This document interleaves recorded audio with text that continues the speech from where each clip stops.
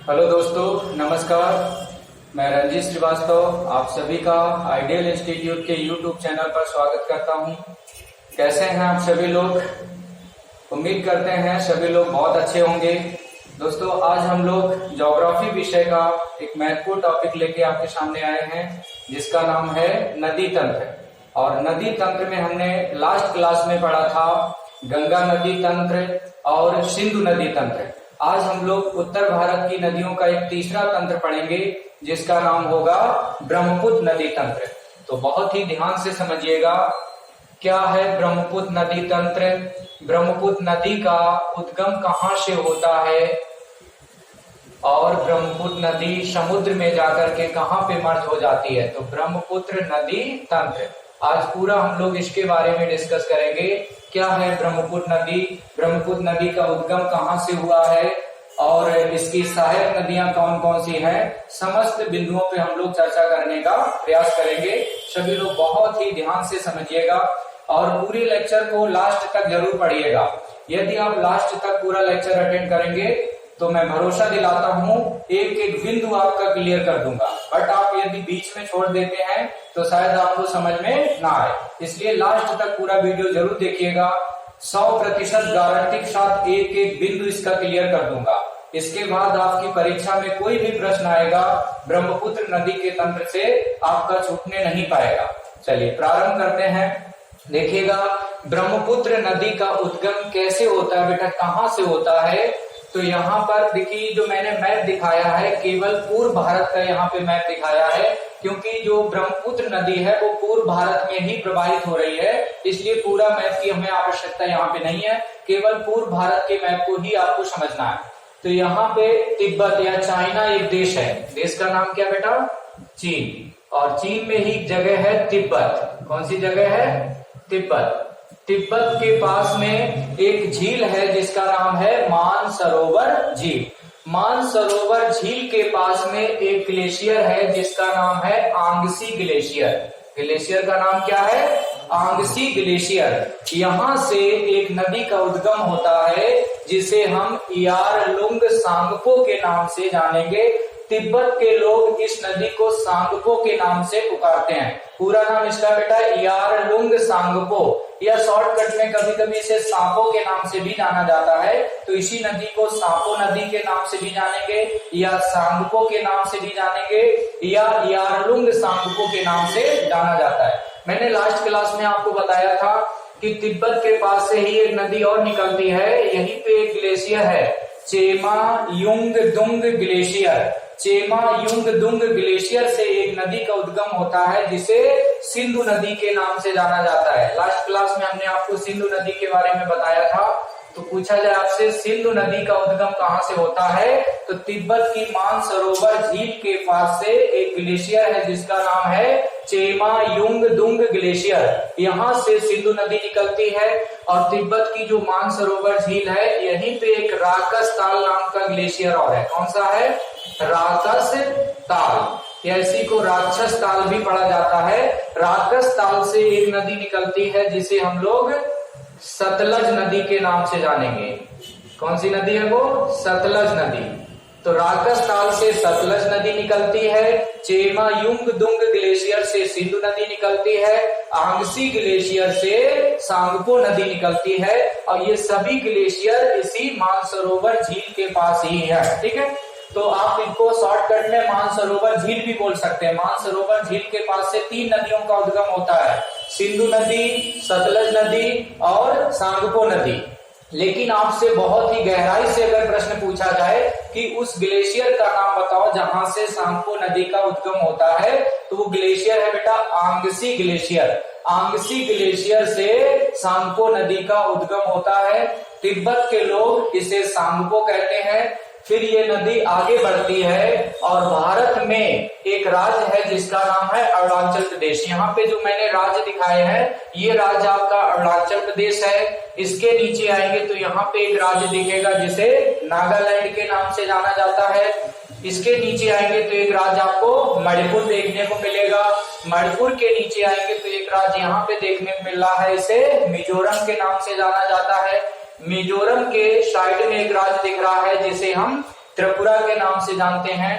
और एक राज्य आपको ये बड़ा सा दिखाई दे रहा है, इतने एरिया में यहां तक आया है, इसे हम असम राज्य के नाम से जानेंगे। और एक छोटा सा राज्य यहाँ पे भी दर्शाया गया है, इसे मेघालय के नाम से जानेंगे।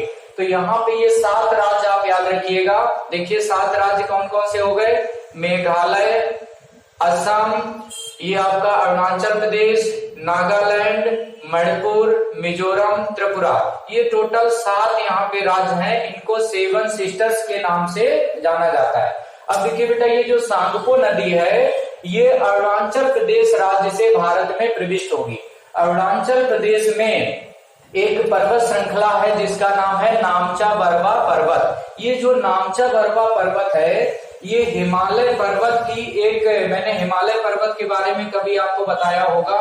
हिमालय पर्वत को 4 श्रेणियों में विभाजित किया गया है। हिमालय पर्वत की 4 श्रेणियां कौन कौन सी हैं? एक का नाम है ट्रांस हिमालय, एक का नाम है बृहद हिमालय या महान हिमालय के नाम से जाना जाता है, और एक का नाम है मध्य हिमालय, और एक का नाम है शिवालिक। तो ये 4 श्रेणियां हिमालय पर्वत की हैं, ट्रांस हिमालय, बृहद हिमालय, मध्य हिमालय, शिवालिक हिमालय। तो ये जो बृहद हिमालय है ये आपके पाकिस्तान से लेकर के अरुणाचल प्रदेश तक गया है। पाकिस्तान में बृहद हिमालय की जो सबसे पश्चिमी आप जो है पर्वत चोटी कह सकते हैं, जिसका नाम है नंगा पर्वत। कौन सा पर्वत है? नंगा पर्वत। तो नंगा पर्वत बृहद हिमालय की सबसे पश्चिमी चोटी है, और बृहद हिमालय की सबसे पूर्वी चोटी का नाम है नामचा बरवा पर्वत। तो ये बात आपको स्पष्ट हो गई होगी। बृहद हिमालय की सबसे पूर्वी चोटी नामचा बरवा पर्वत, बृहद हिमालय की सबसे पश्चिमी चोटी का नाम है नंगा पर्वत। ठीक है, तो ये जो आपकी सांगपो नदी है, नामचा बरवा पर्वत के पास में एक दर्रा है जिसका नाम है यांग याप दर्रा।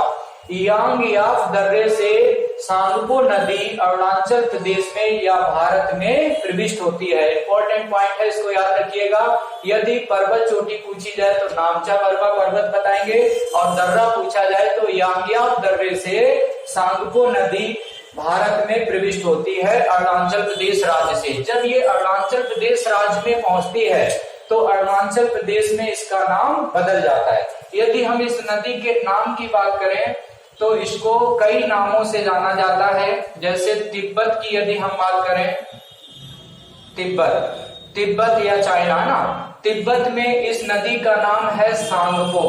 किस नाम से जानेंगे इसे? सांगपो। पूरा नाम मैंने बताया था यारलुंग सांगपो। तिब्बत के लोग इसे सांगपो या सांपो के नाम से पुकारते हैं। लेकिन जब यही अरुणाचल प्रदेश राज्य में प्रविष्ट होती है या भारत में जब प्रविष्ट होती है तो इसका नाम हो जाता है दिहांग। किस नाम से जाना जाएगा? दिहांग। अर्थात अरुणाचल प्रदेश में इसी नदी का नाम पड़ जाता है दिहांग। फिर जब ये असम राज्य में प्रविष्ट होती है तो असम में इसका पुनः नाम बदल जाएगा। असम के लोग इसे कहते हैं ब्रह्मपुत्र। अब देखिएगा, ब्रह्मपुत्र नदी का नाम ब्रह्मपुत्र कहाँ पे पड़ता है?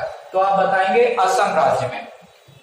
असम के लोग इसे ब्रह्मपुत्र के नाम से जानेंगे। तो ब्रह्मपुत्र तक असम राज्य तक ये ब्रह्मपुत्र के नाम से जानी जाएगी। इसके बाद जब असम राज्य से आगे बढ़ेगी तो यहाँ पे एक अलग कंट्री है जिसका नाम है बांग्लादेश। किस नाम से जाना जाता है इसे? बांग्लादेश। जब ये नदी बांग्लादेश में प्रविष्ट होती है तो इसका नाम पुनः चेंज हो जाता है। बांग्लादेश में इसको जमुना के नाम से जाना जाता है। किस नाम से? बांग्लादेश में इसे कहते हैं जमुना। बांग्लादेश के लोग इसे जमुना के नाम से जानते हैं। तो ये इसके कई नाम हो गए। तिब्बत में इसे सांगपो कहते हैं, अरुणाचल प्रदेश में दियांग कहा जाता है, असम में इसको ब्रह्मपुत्र के नाम से जाना जाता है, और बांग्लादेश में इसे जमुना के नाम से जाना जाता है। उम्मीद करते हैं इसके ये नामों से संबंधित जितने बिंदु हैं आपको स्पष्ट हो गए होंगे। ये सब इसके उपनाम हैं, अलग अलग जगहों पे इसे अलग अलग नामों से जाना जाता है। यदि हम इस नदी की लंबाई की बात करें तो इस नदी की जो टोटल लंबाई है बेटा वो 2900 किलोमीटर है। कितनी लंबी है? 2900 किलोमीटर इसकी टोटल लंबाई है। लेकिन यदि हम भारत में इसकी लंबाई की बात करें तो भारत में इसकी लंबाई कितनी होगी, तो भारत में इसकी लंबाई है 916 किलोमीटर। भारत में इसकी लंबाई केवल 916 किलोमीटर ही है, जबकि इसकी टोटल जो लंबाई है, कुल लंबाई की यदि बात किया जाए तो 2900 किलोमीटर लंबी यह नदी है। इसके बाद एक दो पॉइंट और समझ लेते हैं। इसका है एक प्रवाह तंत्र। प्रवाह तंत्र, प्रवाह तंत्र का मतलब होता है किन किन जगहों से होकर के यह नदी प्रवाहित हो रही है, किन किन देशों में बहती है। तो इसका जो प्रवाह तंत्र है वो 3 देशों में है। 3 देशों से होकर के यह नदी बहती है। वो 3 देश कौन कौन से हैं समझिएगा, देखिएगा, पुनः इसको लिख देते हैं यहाँ पे, इधर समझेंगे प्रवाह तंत्र इसका। यहाँ पे देखिएगा प्रवाह तंत्र। अगर आपसे पूछा जाए इस नदी का प्रवाह तंत्र कितने देशों में है, तो इस नदी का जो प्रवाह तंत्र है वो 3 देशों में है। आपसे पूछा जाएगा वो 3 देश कौन कौन से हैं जहां पे इस नदी का प्रवाह तंत्र है, तो एक देश इसमें आपका आ जाएगा चीन, ठीक, या ब्रैकेट में लिख सकते हैं तिब्बत। इसके बाद दूसरा देश इसमें एक आ जाएगा आपका भारत, भारत में भी इसका प्रवाह तंत्र है। और तीसरा देश होगा बांग्लादेश। इन 3 देशों में इसका प्रवाह तंत्र है। पूछा जाए इस नदी का प्रवाह तंत्र कितने देशों में है, तो 3 देशों में। कौन कौन से देश हैं, चाइना, भारत, बांग्लादेश। इसके बाद एक दूसरा बिंदु पूछा जाता है अपवाह तंत्र। ये प्रवाह तंत्र हो गया, जिन जिन देशों से होकर के प्रवाहित होती है वो प्रवाह तंत्र कहलाता है। फिर एक पॉइंट आता है अपवाह तंत्र। ये अपवाह तंत्र क्या होता है, अपवाह तंत्र का मतलब है कि इसमें कौन कौन सी नदियां आकर के मर्ज हो रही हैं, किन किन देशों से वो होकर के आ रही हैं। तो जिन जिन देशों से होकर के वो नदियां आ रही हैं उन देशों को भी अपवाह तंत्र में शामिल कर लिया जाता है। तो अपवाह तंत्र इसका बेटा 4 देशों में है। अगर अपवाह तंत्र की बात करें तो 4 देश बताएंगे, प्रवाह तंत्र मैंने बताया 3 देशों में, लेकिन अपवाह तंत्र इसका 4 देशों में। वो 4 देश देखिएगा कौन कौन से हैं। एक देश आपका चीन रहेगा, दूसरा देश इसमें आपका भारत हो जाएगा, और तीसरा देश इसमें जो रहेगा वो बांग्लादेश। यानी प्रवाह तंत्र वाले तीनों देश आपको पहले याद रखने हैं। एक चौथा देश भी इसमें शामिल हो जाता है जिसका नाम है भूटान। तो जब आपसे अपवाह तंत्र पूछा जाए तो 4 देश होंगे। वो 4 देश कौन कौन से हैं, चाइना, भारत, बांग्लादेश और भूटान। प्रवाह तंत्र में केवल 3 देश शामिल थे, लेकिन अपवाह तंत्र में 4 देश हो जाएंगे, क्योंकि भूटान से भी कुछ नदियां प्रवाहित होकर के इसमें आकर के मर्ज होंगी, इसकी सहायक नदियां बनेंगी, ठीक है। इस वजह से अपवाह तंत्र में भूटान देश भी शामिल रहेगा। उम्मीद करते हैं इतनी बातें आपको अच्छे से समझ में आ गई होगी। और इसी से संबंधित कुछ फैक्ट देखिएगा, वो क्या क्या हैं। चलो आगे देखते हैं। मैंने बताया कि जब सांगपो नदी अरुणाचल प्रदेश में प्रवेश करती है तो इसका नाम हो जाता है दिहांग, दिहांग के नाम से जानी जाएगी। इसके बाद ये असम राज्य में पहुंचती है, तो असम राज्य में इसका नाम हो गया था ब्रह्मपुत्र। जब ये असम राज्य में प्रविष्ट होती है तो असम राज्य के बिल्कुल बॉर्डर पर ही, अरुणाचल प्रदेश और असम के बॉर्डर पे ही एक जगह है जिसका नाम है सदिया। कौन सी जगह याद रखना आपको, सदिया। और जब ये असम राज्य से बाहर निकल रही होती है, बांग्लादेश और असम के बॉर्डर पर एक स्थान पड़ता है जिसका नाम है डुगरी। कौन सी जगह है वो, डुगरी। यहाँ सदिया से लेकर के डुगरी के बीच में एक वाटरवे बनाया गया है, नेशनल वाटरवे, नेशनल वाटरवे 2। आपसे पूछा जाए नेशनल वाटरवे 2 कहां पे पड़ता है, तो बेटा ये पड़ेगा असम में। असम राज्य में नेशनल वाटरवे 2 पाया जाता है और इसकी जो टोटल लंबाई है, यदि हम लंबाई की बात करें तो 891 किलोमीटर लंबाई का ये नेशनल वाटरवे 2 बना हुआ है, जो कि असम में बना हुआ है, ठीक है। यहाँ से लेके सदिया से लेके डुगरी तक ये नेशनल वाटरवे पाया जाता है असम राज्य में, ठीक है। तो इतनी बात आप लोगों को अच्छे से समझ में आ गई होगी। चलिए आगे देखते हैं। इस सदिया से थोड़ा सा आगे बढ़ेंगे तो यहाँ पर एक घाट पाया जाता है जिसे पासी घाट के नाम से जाना जाता है। कौन सा घाट है ये? पासी घाट। इस पासी घाट में ही दो नदियां आकर के इसके साथ में मर्ज हो जाएंगी। वो दो नदियां देखिएगा कौन कौन सी हैं जो पासी घाट में आकर के मर्ज होंगी।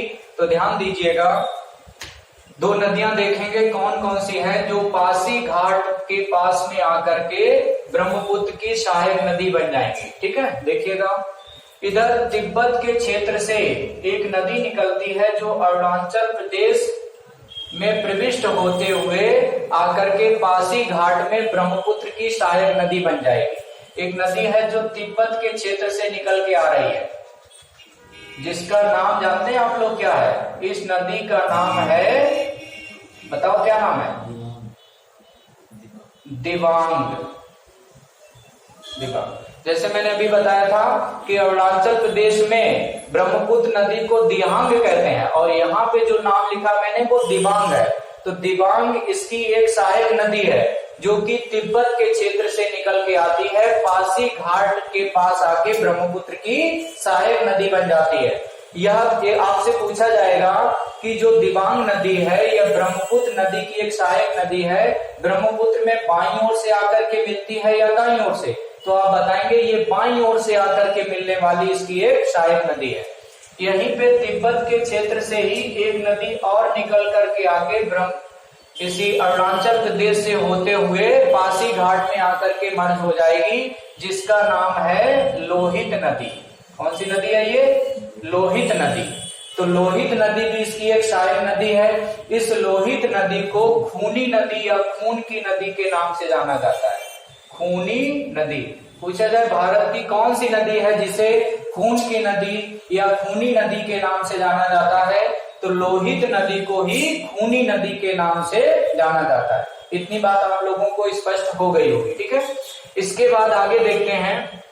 असम राज्य में एक जगह है लखीमपुर। जैसे उत्तर प्रदेश में लखीमपुर एक जिला है, उसी प्रकार से असम राज्य में एक जगह है लखीमपुर। कौन सी जगह है? याद रखिएगा, लखीमपुर।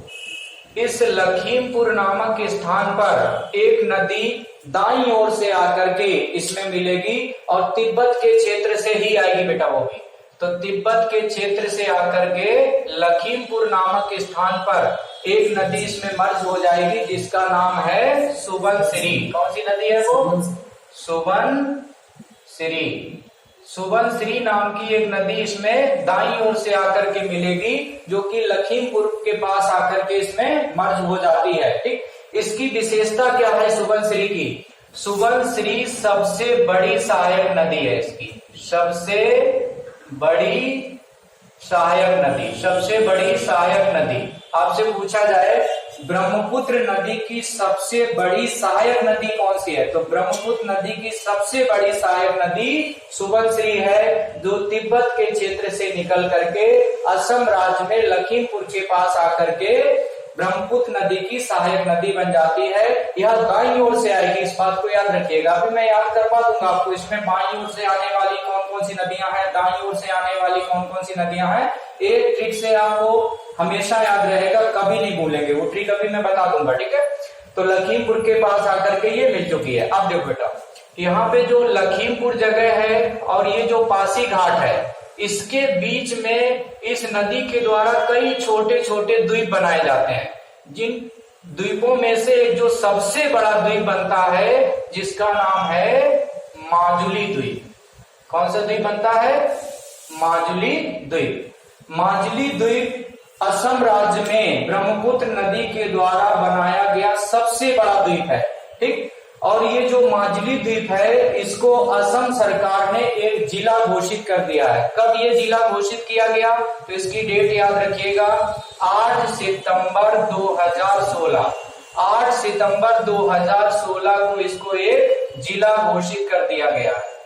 ठीक, माजुली द्वीप एक जिला भी बन चुका है जो कि असम राज्य में है। दूसरा पॉइंट यहां से याद रखिएगा, माजुली द्वीप दुनिया का सबसे बड़ा नदी द्वीप, ये सबसे बड़ा नदी द्वीप कहलाता है। सबसे बड़ा नदी द्वीप, सबसे बड़ा नदी द्वीप कौन सा द्वीप है? माजुली द्वीप। सबसे बड़ा नदी द्वीप कौन सा है? माजुली द्वीप। ठीक, तो ये नदी द्वीप है, लेकिन यदि आपसे पूछा जाए दुनिया का सबसे बड़ा द्वीप कौन सा है, ठीक है, नदी द्वीप में पूछे तो माजुली द्वीप, लेकिन सबसे बड़ा द्वीप कौन सा है दुनिया का, तो उसका नाम बता सकते हैं आप में कोई? कमेंट करके आप लोग आंसर देना इसका। सबसे बड़ा द्वीप, दुनिया का सबसे बड़ा द्वीप, मैं नदी द्वीप नहीं पूछ रहा हूं, सबसे बड़ा ओवरऑल द्वीप कौन सा है, तो कमेंट करके इसका आंसर आप लोग देने का प्रयास करना। ठीक, चलिए फिलहाल मैं अभी बता दे रहा हूं, दुनिया का जो सबसे बड़ा द्वीप है उसे ग्रीनलैंड द्वीप के नाम से जाना जाता है। कौन सा द्वीप? ग्रीनलैंड द्वीप। यह दुनिया का सबसे बड़ा द्वीप है, और दुनिया का सबसे बड़ा नदी द्वीप पूछा जाए तो माजुली द्वीप बताया जाएगा। ठीक, तो इतनी बातें आप लोगों को अच्छे से क्लियर हो गई होंगी। ठीक है, चलिए आगे देखिएगा, यहां पे एक नदी और आएगी इसमें दाईं ओर से, जो कि तेजपुर नामक स्थान पर ब्रह्मपुत्र की सहायक नदी बनेगी। किस स्थान पर? तेजपुर। तेजपुर नामक स्थान पर इसकी एक सहायक नदी बनेगी, जिसका नाम जानते हैं क्या है? कामेंग नदी। कामेंग नदी। कामेंग नदी दाईं ओर से आकर के ब्रह्मपुत्र की एक सहायक नदी बन जाती है, और यहीं पर असम राज्य में इसी कामेंग नदी के तट पर एक राष्ट्रीय उद्यान बना हुआ है, जिसका नाम है काजीरंगा राष्ट्रीय उद्यान। कौन सा राष्ट्रीय उद्यान यहाँ पे बना हुआ है? काजीरंगा। काजीरंगा। काजीरंगा राष्ट्रीय उद्यान इसी नदी के तट पर बना हुआ है, कामेंग नदी। कामेंग नदी के तट पर असम राज्य में काजीरंगा राष्ट्रीय उद्यान बना हुआ है। बहुत ही फेमस राष्ट्रीय उद्यान है, बहुत ज्यादा पूछा जाता है।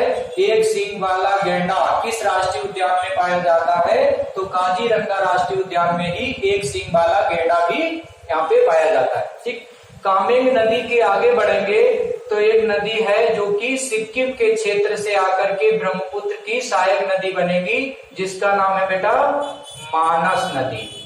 कौन सी नदी? मानस नदी।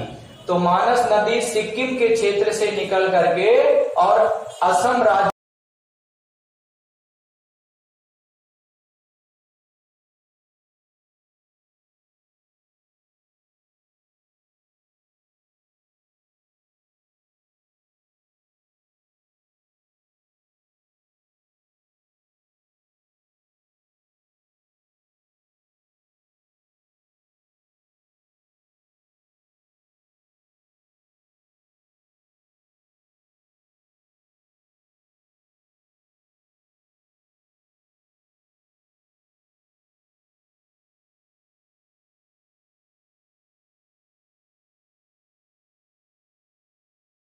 तीस्ता नदी भूटान के क्षेत्र से निकल करके डुबरी के पास में आकर के ब्रह्मपुत्र की सहायक नदी बन जाती है। और ये जो मानस नदी है ये सिक्किम के क्षेत्र से निकल करके ब्रह्मपुत्र की सहायक नदी बनती है। उसी प्रकार से एक कामेंग नदी है, तिब्बत के क्षेत्र से आती है और तेजपुर नामक स्थान पर ब्रह्मपुत्र की सहायक नदी बन जाती है। एक सुवर्णश्री नदी मैंने आपको बताया जो लखीमपुर के पास में आकर के इसकी सहायक नदी बन जाती है। चलिए अब इसको हम याद करने का एक आसान तरीका आपको बता देते हैं कि कैसे आपको ब्रह्मपुत्र नदी की सहायक नदियों को याद रखना है। ठीक, अब देखिएगा दाईं ओर से आने वाली कौन कौन सी सहायक नदियां हैं? दाईं ओर से आने वाली, दाईं ओर से आने वाली, देखिए दाईं ओर से आने वाली इसकी जो सहायक नदियां हैं उनको याद करने का ट्रिक समझ लीजिए। और एक ट्रिक समझेंगे बाईं ओर से आने वाली सहायक नदियां, एक दाईं ओर से होगा एक बाईं ओर से होगा। ठीक है, इधर से बाईं ओर से देखिए कौन कौन सी नदियां आकर के इसमें मर्ज हो रही हैं, इनको याद करने का एक आसान सा ट्रिक समझ लीजिएगा। इधर से कौन कौन सी नदियां मैंने बताया आपको, एक बताया सुवर्णश्री, सुवर्णश्री, और एक नदी आपको मैंने बताया था कामेंग नदी, एक नदी आपको मैंने बताया था मानस नदी। ठीक, एक मानस हो गई, एक कामेंग हो गई, फिर और एक कौन से बताया था, एक नदी यहाँ पे और याद रखिएगा जिसका नाम है संकोच नदी। संकोच नदी, ये भी इसकी एक सहायक नदी बनेगी आकर के। कौन सी नदी है? उसका नाम है संकोच नदी। संकोच नदी भी इसी की एक सहायक नदी है। तो मानस के बाद में एक याद कर लेंगे, संकोच नदी, संकोच, और एक याद कर लीजिएगा तीस्ता। चले, अब इन नदियों को याद करने का जो ट्रिक है वो ये है, एक शब्द याद कर लेंगे बेटा, समस्त। कौन सा शब्द याद करना है? समस्त। इस समस्त शब्द को यदि आप याद कर लेंगे तो दाईं ओर से आने वाली समस्त नदियां लगभग आपको आसानी से याद हो जाएंगी। कैसे याद करना? देखो, सा जो यहाँ पे शब्द दिखाई दे रहा है इससे याद करेंगे सुबनश्री। माँ जो शब्द दिखाई दे रहा है इससे याद करेंगे मानस। और यहाँ पे जो सा, आधा सा दिखाई दे रहा है इससे याद करेंगे संकोच। और जो शब्द आपको ता दिखाई दे रहा है इससे याद करेंगे तीस्ता। तो समस्त शब्द में 4 नदियों के नाम आसानी से आपको याद हो जाएंगे, सुबनश्री, मानस, फिर संकोच और तीस्ता। एक नदी यहाँ पे आसानी से आप याद कर सकते हैं, वो है कामेंग। इसको कैसे याद करना?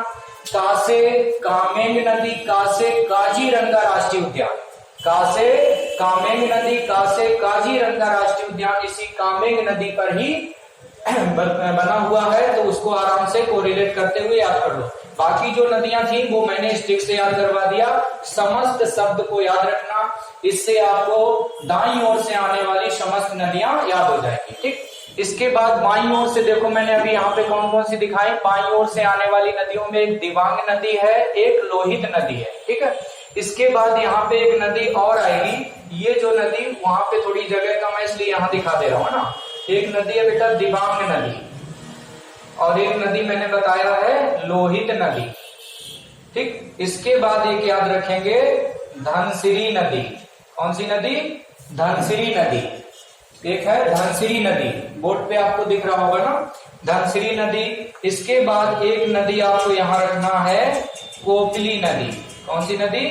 कोपली नदी। तो ये बाईं ओर से आने वाली इसकी प्रमुख नदियां हैं। इनको याद करने का जो ट्रिक है वो ऐसे याद रखो, एक शब्द याद रखेंगे, दिल धक। दिल कैसे करता है? दिल धक धक करता है। तो दिल धक। दा से याद कर लेंगे दिबांग नदी, ला से याद कर लेंगे लोहित नदी, और धा से याद रखेंगे धनसिरी नदी, का से याद करेंगे कोपली नदी। तो दिल धक, ये आपकी बाईं ओर से आने वाली नदियां हो जाएंगी। इस ट्रिक से याद रखिएगा, दिल धक, दिबांग, लोहित नदी और धनसिरी नदी, कोपली नदी। ठीक है, लोहित नदी को मैंने बताया खूनी नदी के नाम से भी जाना जाता है। तो इतनी बातें उम्मीद करते हैं आपको समझ में आ गई होंगी। चलो आगे देखते हैं, ये सब आप बढ़िया से नोट कर लीजिएगा। आगे देखिएगा, इसमें कुछ पॉइंट और बचे हैं, उनको भी समझ लीजिएगा। चलो आगे देखो बेटा, इसमें यहाँ पर मणिपुर के क्षेत्र से एक नदी निकल करके आती है जो इसी नदी में मर्ज होगी आके। मणिपुर के क्षेत्र से एक नदी आती है जो कि इसी नदी में आकर के मर्ज हो जाएगी। मणिपुर के क्षेत्र से जो नदी आ रही है उसका नाम है बराक नदी। कौन सी नदी? बराक नदी। यही बराक नदी जब बांग्लादेश में प्रविष्ट होती है तो बांग्लादेश में इस नदी का नाम हो जाता है मेघना। क्या नाम हो जाता है बेटा? मेघना। पहले इसको बराक के नाम से जाना जाता है, लेकिन जब यही बराक नदी बांग्लादेश में पहुंचती है तो इसका नाम पड़ जाता है मेघना। और इधर से जो ब्रह्मपुत्र नदी थी जब बांग्लादेश में प्रविष्ट हुई है तो इसका नाम पड़ गया था जमुना। तो इधर से जमुना नदी आ रही है, इधर से आपकी मेघना नदी आ रही है। और यहीं पर एक नदी और आकर के इसमें पहले से ही मर्ज हो चुकी है जिसका नाम था, जिसे भारत में हम लोग गंगा के नाम से जानते थे। ये गंगा नदी थी, लेकिन गंगा नदी जैसे ही बांग्लादेश में पहुंची थी तो बांग्लादेश में इसका नाम क्या हो चुका था? पद्मा। यानी गंगा नदी को बांग्लादेश में किस नाम से जाना जाता है? तो पद्मा के नाम से जाना जाता है। तो पद्मा नदी आ चुकी है इसमें, और आपकी एक जमुना जो ब्रह्मपुत्र थी उसको जमुना के नाम से जाना गया था। मणिपुर के क्षेत्र से बराक नदी आई, जो कि बांग्लादेश में आकर के मेघना के नाम से जानी गई है। जब मेघना नदी की धारा इसमें मर्ज हो जाती है तो इन तीनों नदियों की जो संयुक्त धारा है इसको बेटा मेघना के नाम से जाना जाता है। क्या बोलेंगे इसको? मेघना। तीनों नदियों की संयुक्त धारा क्या कहलाती है? मेघना कहलाती है। अब ये मेघना के नाम से आगे बढ़ेगी। जब ये आगे बढ़ती है तो यहीं बांग्लादेश में ही एक बहुत बड़े डेल्टा का यानी निर्माण कर देती है। डेल्टा क्या होता है? किसी कोई नदी होती है वो कई धाराओं में विभाजित हो जाती है और यहाँ पर ये ट्रायंगल के आकार की कुछ आकृति बन जाती है। ऐसे कुछ त्रिभुज के आकार का यहाँ पे स्थल निकल के आ जाता है। ये जो ट्रायंगल टाइप का जो शेप बनता है जाकर के जो आकृति बनी है इसी को डेल्टा नाम दे दिया जाता है। आपसे पूछा जाए डेल्टा होता क्या है, तो किसी भी कोई भी जो नदी होती है वो कई धाराओं में कई शाखाओं में विभाजित हो जाती है, तो उसके द्वारा जो स्थल बन जाता है जो कि त्रिभुज के आकार का शेप ले लेता है उसी को डेल्टा के नाम से जाना जाता है। तो यहाँ पे दुनिया का सबसे बड़ा डेल्टा बनता है जिसे हम लोग क्या कहते हैं? सुंदरबन डेल्टा। इसी को सुंदरबन डेल्टा के नाम से जाना जाता है। यह दुनिया का सबसे बड़ा डेल्टा है जिसको सुंदरबन डेल्टा के नाम से जाना जाता है।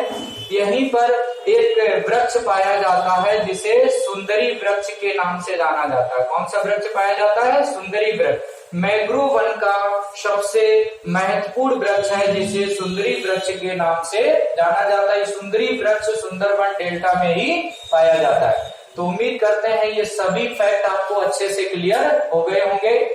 ठीक है, ऐसे अभी आप लोग आगे पढ़ते रहिए। अगले वीडियो में हम लोग एक अगले टॉपिक के साथ पुनः उपस्थित होंगे।